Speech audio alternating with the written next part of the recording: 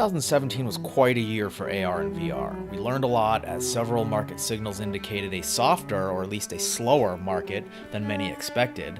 So the question now is, where do we sit with XR and what's the outlook for 2018? So first off, we expect enterprise AR to pull ahead of consumer VR as the leading XR subsector, reaching revenues of about $10 billion. And the biggest adopters will be manufacturing and assembly, which have the clearest ROI potential for things like remote assistance and training.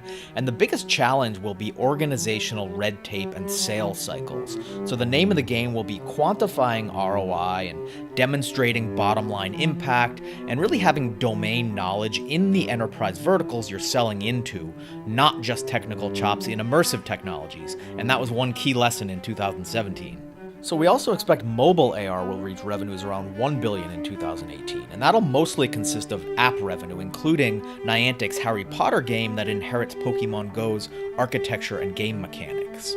And the predominant mobile AR business model in 2018 will follow that Pokemon Go approach for in-app purchases. We'll also begin to see experimentation with ad support or sponsorship that's tied to location-based discovery and commerce. So we're talking things like AR-assisted retail store visits, navigation, and product information. Speaking of mobile AR, we'll also see better UX standards. So 2017 had really disappointing mobile AR app libraries, and we'll continue to see many misfires, but a small minority we believe will hit the mark by applying native thinking, or what we call AR first or AR only approaches.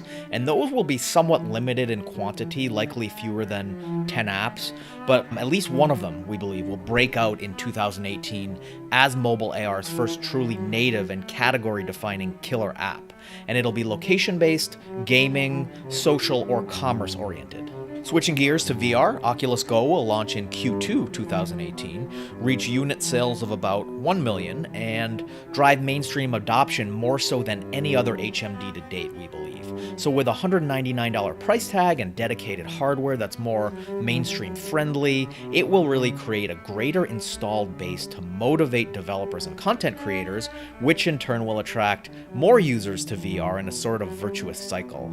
And that'll take a bit longer to turn, but it'll kick off in 2018. Lastly, we expect 2018 will be all about battling fragmentation. So specifically with VR, the already small user base is divided into smaller subsets when you consider the different platforms and walled gardens, and that really disincentivizes developers and content creation. So we'll begin to see more interoperability across platforms, as well as lower barrier development tools like Google Blocks and Google Poly, and unifying technologies like WebVR and WebAR. And the AR Cloud, notably, will also develop as really a repository of geotagged data and content to enable and populate AR apps, and that'll really be a critical component. So that just scratches the surface, but you can get a deeper dive in our new intelligence briefing on 2017 lessons and 2018 outlook. You can access that using the link on this screen, and stay tuned for lots more written and multimedia insights. And bottom line, we expect pockets of real industry revenue growth and value creation in XR, but they could take longer to develop and require a real informed position and lots of strategic precision.